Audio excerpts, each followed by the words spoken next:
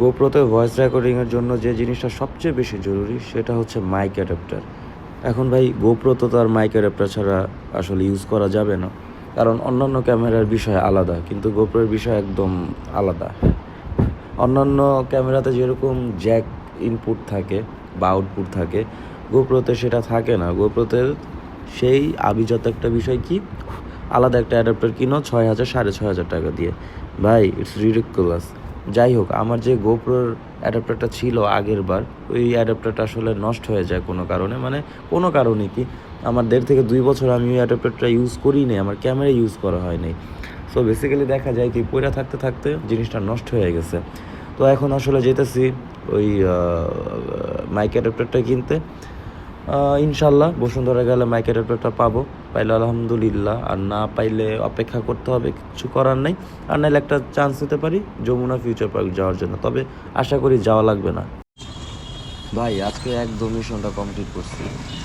গোপ্রোতে voice রেকর্ডিংয়ের জন্য যে মাইকটা দরকার সেটা আমি পেয়ে গেছি। শুরুটা ছিল অনেকটা এরকম, অনেকে বলতেছিল, মনে মনে আমিও ভাবতেছিলাম যে আসলে মাইকটা আমি পাবো কি না। অনেকে বলতেছিল যে ভাই মাইকটা পাইবেন না, আগের মতো অ্যাভেলেবেল নাই, দাম অনেক বেশি, বকর জকর। তা আমি আসলে ওরকম কানে নেই।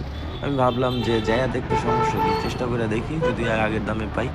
হ্যাঁ, পরে দেখি যে আগের দামেই পাইছি। এখন বেশি কিনা কম, কারণ আমি লাস্ট 1.5-2 বছর আগে যেটা কিনছিলাম ওইটা অ্যারাউন্ড 6,500 টাকার মতো বা 6,800 টাকার মতো নিছিল, বাট এখন এটা কম দামি নিছে, 6,000 টাকার মধ্যেই নিছে।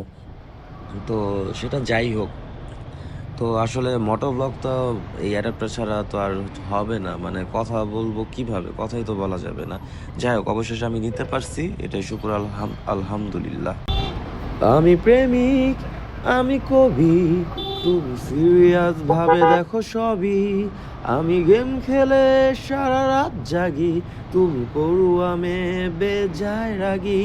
আমি বিড়িখোর, আমি আড্ডাবাজ, পড়াশোনা শুধু তোমার কাজ।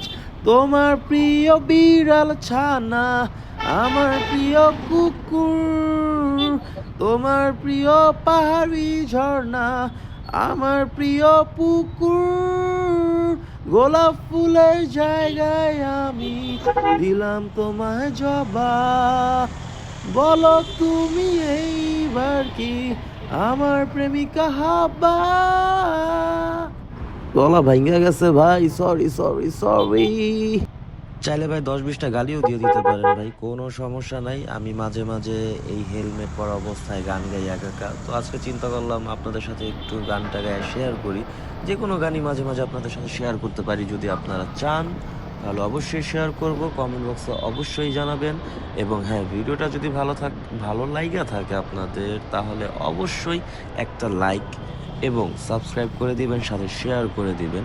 যদিও আমার কথা এখন অনেক, মানে এটাকে কি বলে, মানে অনেক কথার মধ্যে কথা বাজে, আসলে আমি ঠিক মতো আপনাদের বুঝাইতে পারতেছি। মানে ও হ্যাঁ, মনে পড়ছে, মানে এখন আমার কথার মধ্যে জড়তাটা কাটে নাই, মানে এই ব্লগের মধ্যে, মানে ব্লগিং করার মধ্যে। তো যাই হোক, আপনারা দোয়া করবেন যাতে আমার এই জড়তাটা খুব তাড়াতাড়ি কেটে যায়। ততদিন পর্যন্ত আপনারা ভালো থাকবেন। আর তার থেকে বড় কথা হচ্ছে, আমি একটু সুন্দর মতো শেষ করি।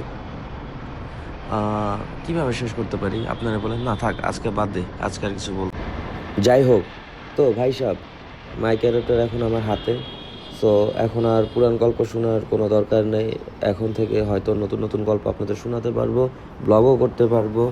প্লাস হচ্ছে নতুন জার্নি আমার আজকে থেকে শুরু হয়েছে, নিজের কণ্ঠে নিজের গল্প বলার সময় আসছে। তো আজকে এই বলে বিদায় নিতেছি।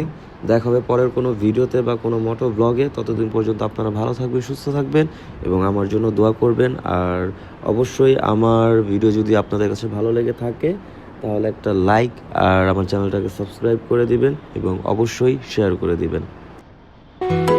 আমি প্রেমিক, আমি কবি, তুমি সিরিয়াস ভাবে দেখো সবই। আমি গেম খেলে সারা রাত জাগি, তুমি পড়ুয়া মেয়ে বেজায় রাগি। আমি বিড়িখোর, আমি আড্ডাবাজ, পড়াশোনা শুধু তোমার কাজ।